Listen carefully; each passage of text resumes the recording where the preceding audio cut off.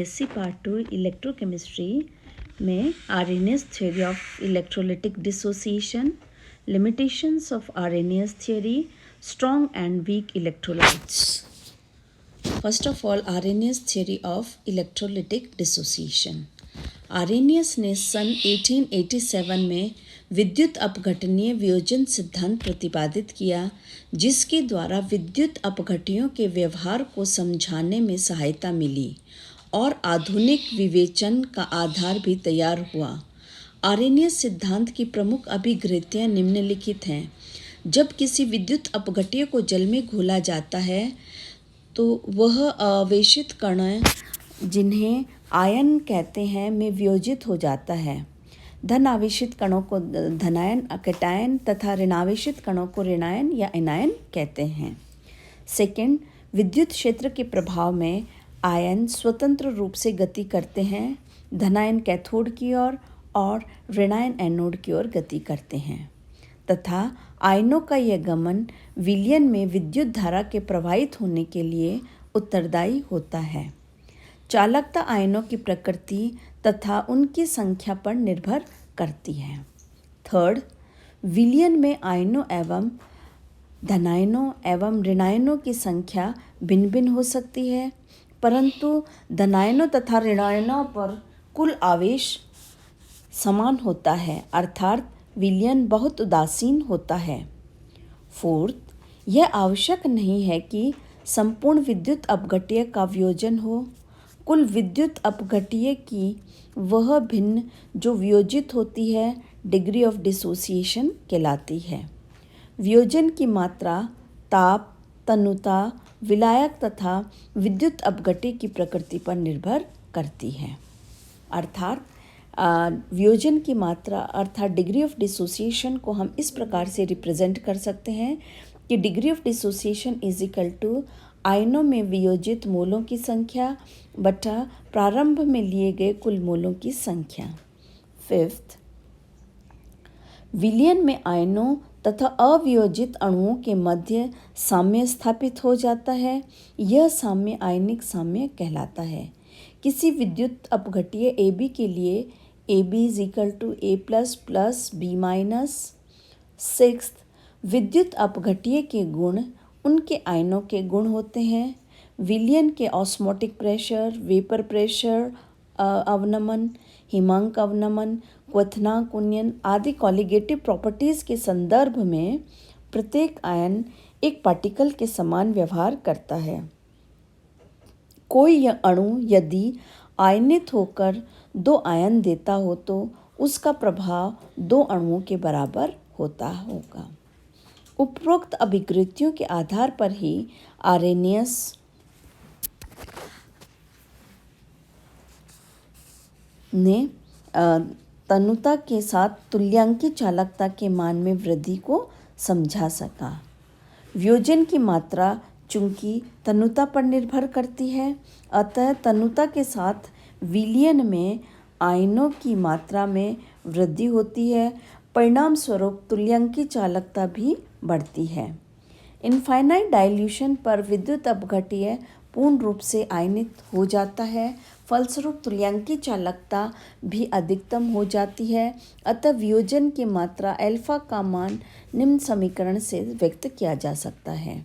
यहाँ lambda V एक विशेष तनुता V पर तथा लैम्डा इनफाइनाइट अनंत तनुता पर तुल्यांकी चालकताएं हैं, अर्थात alpha is degree of dissociation is equal to lambda V upon lambda infinite होता है। Now the limitations of Arrhenius theory. अगर हम आर्रेनियस थ्योरी की लिमिटेशंस की बात करते हैं तो यद्यपि आर्रेनियस के सिद्धांत की पुष्टि के लिए अनेक प्रमाण उपलब्ध है, परंतु जैसे जैसे प्रायोगिक तथ्यों का पता लगता है इस सिद्धांत में अनेकों विसंगतियां मिलती हैं। इस प्रकार यह सिद्धांत कुछ सीमाओं में ही लागू किया जा सकता है। आर्रेनियस सिद्धांत की कुछ प्रमुख सीमाएं निम्नलिखित हैं। नंबर 1, आर्रेनियस सिद्धांत पर आधारित ओसवाल्ड डाइल्यूशन लॉ प्रबल विद्युत अपघट्यों के अपेक्षित परिणाम नहीं देता, अर्थात वियोजन स्थिरांक का मान स्थिर प्राप्त नहीं होता। HCl के वियोजन स्थिरांकों के परिकलित मान ओसवाल्ड नियम द्वारा सारणी में दिखाए गए हैं। यहाँ हम देखते हैं कि different concentration, the value of lambda infinite and the degree of dissociation and the value of K.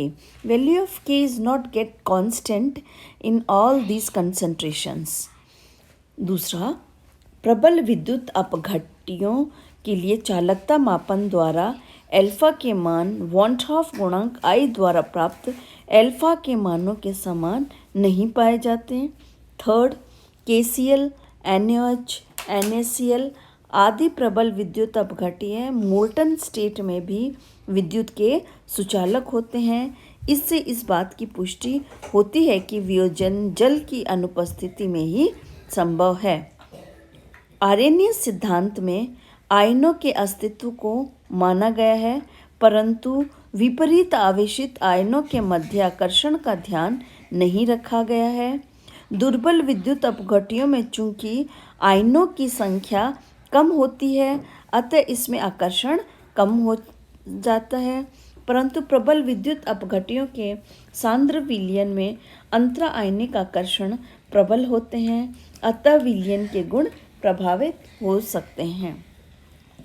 Fifth, NaCl, KCl, sodium sulphate आदि प्रबल विद्युत अपघट्यों के क्रिस्टलों के अध्ययन से ज्ञात हुआ है कि इनकी ठोस अवस्था में भी आयन ही उपस्थित हैं, अतः अवियोजित अणुओं का अस्तित्व ही नहीं होता है और इसलिए ही अवियोजित अणुओं तथा आयनों में साम्य संभव नहीं है।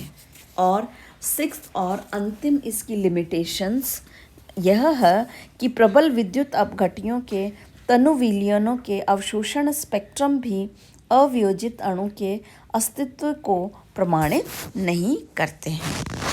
Now strong and weak electrolytes क्या होते हैं? 298 केल्विन पर विभिन्न तनुता पर कुछ विशिष्ट विद्युत अपघट्यों की तुल्यांकी चालकताओं के मान सारणी में दिए गए हैं।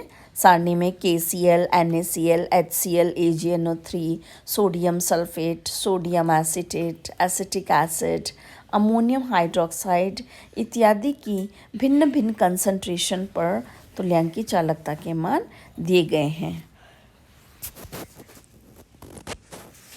जैसा कि उपरोक्त सारणी में स्पष्ट है कि HCl, KCl, NaCl आदि विद्युत अपघट्यों की साधारण सांद्रता पर भी तुल्यांकी चालकता का मान बहुत उच्च होता है और तनुता करने पर इनकी तुल्यांकी चालकता में कोई तीव्र परिवर्तन नहीं होता है।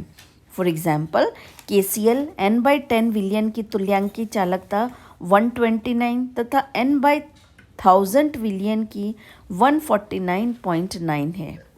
इस प्रकार के विद्युत अपघट्य स्ट्रॉन्ग इलेक्ट्रोलाइट कहलाते हैं, जबकि एसिटिक एसिड, अमोनियम हाइड्रोक्साइड आदि का उच्च सांद्रता पर तुल्यांकी चालकता का मान कम है तथा तनु करने पर उनकी तुल्यांकी चालकता में तीव्रता से वृद्धि होती है। फॉर एग्जाम्पल, एसिटिक एसिड का n/10 जो सोल्यूशन है उसकी इक्विवेलेंट कंडक्टेंस 5.2 तथा n/1000 विलियन की 49.2 है। इस प्रकार की विद्युत अपघट्य को हम वीक इलेक्ट्रोलाइट्स कहते हैं। यदि स्थिर ताप पर विद्युत अपघट्यों की तुल्यांकी चालकताओं को सांद्रता के वर्गमूल के विरुद्ध आलेखित किया जाए तो इससे हमें दो बातें स्पष्ट होती हैं। नंबर 1, कम सांद्रता पर प्रबल विद्युत अपघट्य जैसे KCl, Na2SO4 और एसिटिक एसिड के आलेख विशेष रूप से लगभग सीधी रेखा में होते हैं, सोडियम एसीटेट। लेकिन दुर्बल विद्युत अपघट्यों जैसे एसिटिक एसिड के लिए ये आलेख सीधी रेखा में नहीं होते हैं, नॉन लीनियर होते हैं। अतः ये विद्युत अपघट्य जो रेखीय आलेख देते हैं प्रबल विद्युत अपघट्य कहलाते हैं, और जो अरेखीय आलेख पाए जाते हैं वे दुर्बल विद्युत अपघट्य कहलाते हैं। कोलराउश ने प्रबल विद्युत अपघट्यों के लिए विभिन्न तनुता पर तुल्यांकी चालकता के लिए एक सूत्र दिया। उसके according lambda C is equal to lambda infinite minus B upon under root of C, जहाँ बी एक स्थिरांक है, लैम्डा इनफाइनाइट अनंत तनुता पर तुल्यांकी चालकता, लैम्डा सी कंसंट्रेशन सी पर तुल्यांकी चालकता। कोलराउश का नियम दुर्बल विद्युत अपघट्यों के लिए उपयोगी नहीं है। प्रबल विद्युत अपघट्यों की तुल्यांकी चालकता का जो लिमिटिंग वैल्यू है, आलेख को शून्य तक एक्सट्रापोलेशन करके हम प्राप्त कर सकते हैं, जबकि दुर्बल विद्युत अपघट्यों में इस प्रकार का एक्सट्रापोलेशन नहीं पाया जाता है। जैसे एसिटिक एसिड के वक्र की बात करें, हालांकि शून्य सांद्रता के समीप यह लगभग टेंजेंटियल होता है। तनुता पर तुल्यांकी चालकता में वृद्धि केवल विद्युत अपघट्य के डिग्री ऑफ आयनाइजेशन में वृद्धि के कारण होती है। अतः यह बात स्पष्ट है कि तुल्यांकी चालकता का एक निश्चित मान प्राप्त होता है। इस तनुता पर आयनन की मात्रा भी निश्चित होती है। इसलिए किसी तनुता पर यदि तुल्यांकी चालकता का मान लैम्डा वी आयनन की मात्रा अल्फा तथा अनंत तनुता पर तुल्यांकी चालकता लैम्डा इनफाइनाइट हो, तो हमें पता है कि this alpha is equal to lambda V upon lambda infinite होता है। इन दोनों का रेशो होता है। और इसे साधारण भाषा में कहें तो किसी दी गई तनुता पर तुल्यांकी चालकता बटा अनंत तनुता पर तुल्यांकी चालकता होती है।